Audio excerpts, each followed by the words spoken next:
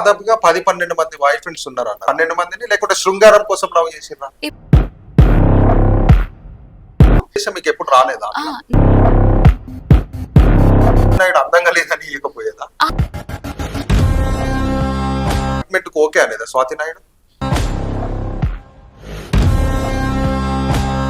స్వాతి నాయుడు అబ్బాయిలను వాడుకోవడానికి ఈ విధంగా వాళ్ళని లవ్ చేస్తుంది అంటే మీరేమంటారు? అబ్బాయిల్ని వాడుకోవడం అంటే పుట్టుకొకరిని వాడుకోవచ్చు, రోజుకొకరిని వాడుకోవచ్చు.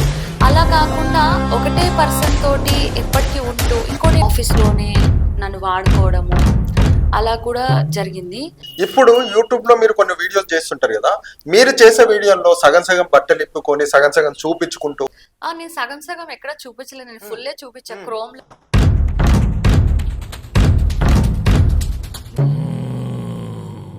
నిండా మునిగాక చలేంటి అంటారు కదా,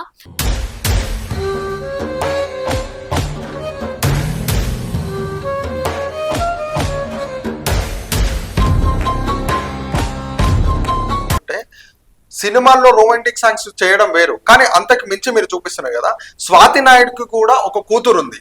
ఒకవేళ ఇన్ ఫ్యూచర్ లో స్వాతి నాయుడు కూతురు కూడా ఇదే విధంగా బిహేవియర్ చేసి ఇదే రూట్ లో వెళ్ళింది అనుకో, అప్పుడు స్వాతి నాయుడు యాక్సెప్ట్ చేస్తుందా? ఈ మాట వల్ల ఎవరైనా హర్ట్ అవ్వచ్చు లేదా కాంట్రవర్సీ అవ్వచ్చు, బట్ నిజం అనేది మీరు కూడా ఒప్పుకోవాలి, నేను కూడా ఒప్పుకోవాలి. నాయుడు అదేంటి డబ్బులు ఇస్తే ఎవరితోనైనా పడుకోవడానికి సిద్ధంగా ఉంటది స్వాతి నాయుడు అని అంటుంటారు. అంటే దానికి నిజంగానే మీరు డబ్బు ఇస్తే దానికి యాక్సెప్ట్ చేయడానికి మీరు సిద్ధంగా ఉంటారా?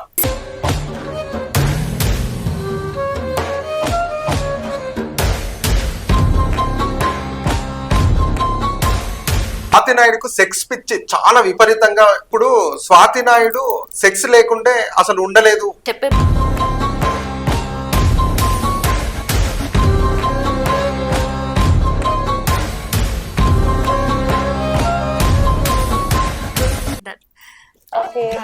లవ్ ప్రపోజ్ చేయాలా?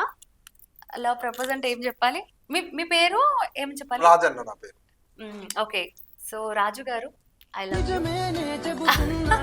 Okay Swathi Naidu garu, I love you too. Thank you so much. ఈ లవ్ అనేది నా లైఫ్ లో లేదు.